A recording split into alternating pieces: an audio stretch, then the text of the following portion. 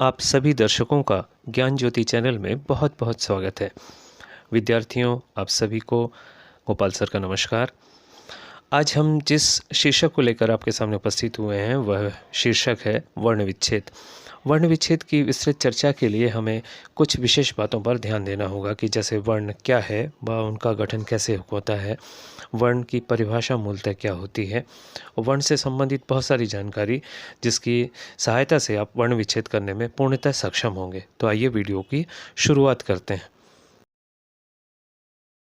उच्चरित ध्वनियों को लिखित आधार प्रदान करने का कार्य जो करता है उसे ही हम वर्ण कहते हैं। वर्ण को दूसरे शब्दों में भी हम अक्षर नाम से जानते हैं। अब इस अक्षर या वर्ण की परिभाषा क्या होगी उसे भी देखते हैं। तो वर्ण की परिभाषा कुछ इस तरीके से हम समझ सकते हैं। भाषा की सबसे छोटी ध्वनि इकाई जिसके खंड नहीं किए जा सकते उस मूल ध्वनि को वर्ण कहते हैं। कहने का तात्पर्य यह है कि जो ध्वनि हमारे मुख से उच्चारित होती है उस ध्वनि को निश्चित चिन्हों के द्वारा लिखा जाता है और इन्हीं चिन्हों को हम लिपि नाम से जानते हैं। तो लिपि की परिभाषा कुछ इस तरह होगी। किसी भी भाषा को लिखने के लिए निश्चित चिन्हों की व्यवस्था को लिपि कहते हैं। इस तरह हिंदी भाषा की जो लिपि है वह लिपि देवनागरी है। इसी देवनागरी लिपि में लिखे सभी वर्णों के क्रमबद्ध समूह को हम वर्णमाला नाम से जानते हैं। यह बात हम सभी जानते हैं कि वर्णमाला स्वर एवं व्यंजन दोनों का सामूहिक रूप है। आइए अब वर्ण विच्छेद को हम लोग विस्तार से समझते हैं। वर्ण का अर्थ है अक्षर, जैसा कि हम पहले भी बता चुके हैं, और विच्छेद का अर्थ होता है अलग करना। इस प्रकार किसी भी शब्द से विभिन्न वर्णों को पृथक करना वर्ण विच्छेद है। यह हम सभी जानते हैं कि व्यंजन वर्ण का उच्चारण स्वर के बिना संभव नहीं है, अतः अध्वनि प्रत्येक व्यंजन में जुड़ी होती है। उदाहरण के तौर पर हम कुछ बातों पर गौर कर सकते हैं, जैसे यदि व्यंजन ध्वनि क से उसके स्वर अ को अलग करेंगे तो लिखने का तरीका कुछ इस तरह होगा। क बराबर है क के नीचे हलंत धन अ। इसी प्रकार ख ध्वनि के लिए भी यही प्रक्रिया होगी। कहने का तात्पर्य यह है कि जितनी भी हमारे पास ध्वनियाँ व्यंजन की हैं उन सब के साथ में वर्ण विच्छेद कुछ इसी तरह का होगा। आइए अब संयुक्ताक्षर वर्ण विच्छेद को भी हम समझते हैं।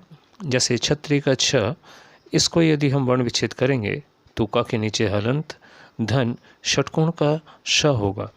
त्रिशूल का त्र में त के नीचे हलंत धन र होगा। आइए ऐसे ही अन्य अक्षरों को भी हम लोग एक बार देख लेते हैं। इसमें ज्ञानी का ज्ञा और श्रम का श्र दोनों ही इसी तरह होंगे। विविध वर्णों के वर्ण विच्छेद को भी हम इस तरह समझने की कोशिश करते हैं। सबसे पहले 2 अक्षरों के, फिर इसके बाद फिर 3 अक्षरों को लेते हैं। ठीक है, आइए शुरुआत करते हैं। 2 अक्षर का शब्द चांद, इसके लिए वर्ण विच्छेद च के नीचे हलंत धन आ में चंद बिंदु धन द के नीचे हलंत धन अ। घर शब्द के लिए वर्ण विच्छेद घ के नीचे हलंत धन अ धन रा में हलंत धन अ। पीला शब्द का वर्ण विच्छेद प में हलंत धन बड़ा ई धन ल के नीचे हलंत और धन अ होगा। 3 अक्षर का शब्द कलम, उसका वर्ण विच्छेद क में हलंत धन अ धन ल में हलंत धन अ धन म में हलंत धन आ होगा।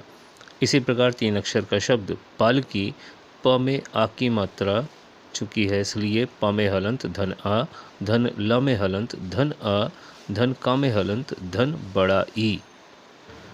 परीक्षा शब्द का वर्ण विच्छेद प में हलंत धन अ धन रा में हलंत धन बड़ा ई धन का में हलंत धन षटकोण का श में हलंत धन आ, क्योंकि यह संयुक्ताक्षर वर्ण विच्छेद है।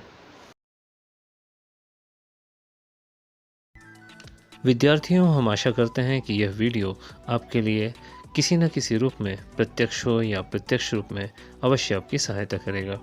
तो अगले फिर वीडियो में हम आपसे मिलते हैं। तब तक के लिए धन्यवाद। जय भारत।